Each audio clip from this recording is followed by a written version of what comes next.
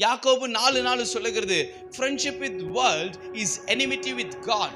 ஒருவன் உலகத்துக்கு சிநேகிதனாக இருந்தால் எனக்கு என்னவா இருப்பான், எதிராளியாக இருப்பான்னு சொல்லி அங்க வசனம் சொல்லுகிறது. இன்னைக்கு அநேக பேர் உலகத்தோடு ஒரு ஸ்நேகம், உலகத்தோட ஒரு ரிலேஷன்ஷிப், உலகத்தை வைத்துக்கொண்டு நான் தேவனோட இருக்கிறேன்னு சொல்ல முடியாது. தம்பி, நீ ஒரு தீர்மானத்தை எடுக்கணும்ப்பா. இங்க இருக்கிற தங்கச்சி ஒரு தீர்மானத்தை எடுக்கணும். I want to be a friend of God. I want to be our world's friend.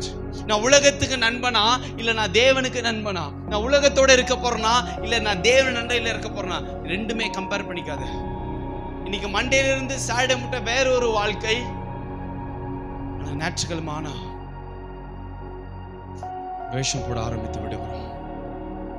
We want to wear some masks. Just we feel that because the Pharaoh is entered. உங்க வாழ்க்கையில பாரன் வந்து விட்டான்.